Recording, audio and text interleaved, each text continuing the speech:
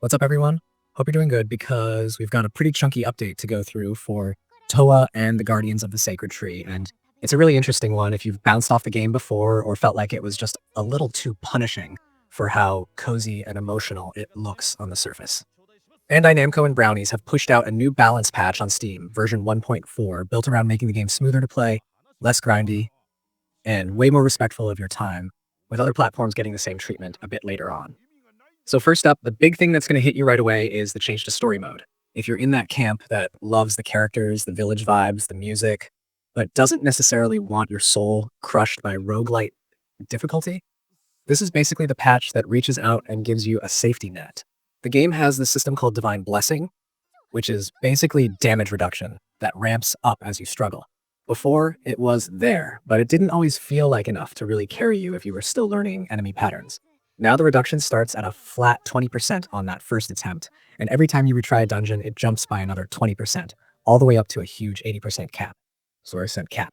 In practice, that means if you hit a wall, the game doesn't just leave you there. Each retry quietly stacks the odds more in your favor until you can push through that hurdle and keep the story going. Once you're actually in the dungeons, a lot of the invisible math behind the scenes has been nudged to reduce frustration without turning things into a total cakewalk. Enemy spawns per room have been toned down, and the total number of rooms in some dungeons has been trimmed as well. That means fewer giant mob piles where you lose track of what's happening, and fewer super long runs where you only find out you weren't strong enough when you wipe right near the end. On top of that, enemies have had their attack values, action speed, and HP slightly shaved off. It's not the kind of change where everything falls over in one hit, but it takes the edge off those moments where fights felt just a bit too oppressive for the build you were running. At the same time, your side of the equation has quietly gotten stronger. The boons you pick up through Receive a Grace now give more impactful bonuses, and food effects have been boosted as well. Those two systems already did a lot of heavy lifting for build crafting, especially on longer runs, and now they actually feel more like power spikes instead of small perks. Tsurugi and Kagura have had their action range expanded, so hitting enemies feels more generous and less like you're whiffing by a pixel, and the game has increased the correction on their attack angles, so your swings are more likely to connect with what you were clearly aiming at. Even the punishment for dropping to 0 HP has been softened. The attack reduction you suffer when either of them goes down has been mitigated, so you're not completely neutered in those panic moments where one character gets overwhelmed. Kagura herself gets extra love here too, with longer invincibility during her spell activations and brand new invincibility frames on her auto-follow dash, which should make her feel far less fragile when the screen is busy.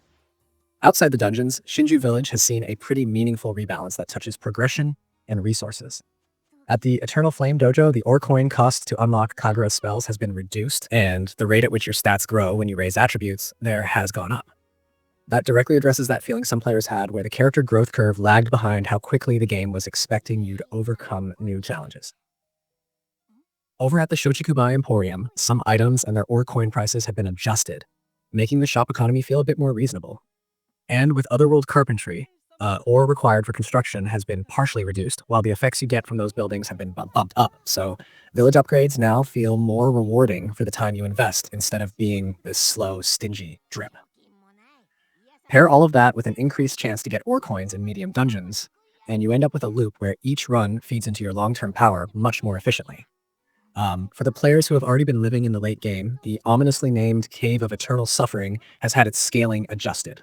Specifically, the maximum rate at which enemy attack and HP can rise in that dungeon has been changed, and the cap on HP growth has been reworked.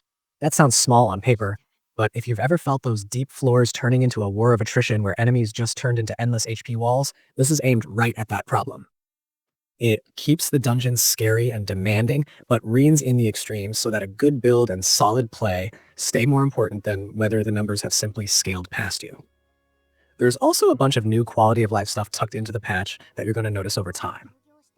The default controller layout and key mapping for dungeon play have been partially reworked, and if you want to try the new setup, there's a simple option in the menu to restore the new defaults. Inside the character select room, there's now a display that shows cumulative damage and DPS while Nekomushi attacks, which is great for really seeing how certain skills or setups perform instead of just going off gut feeling.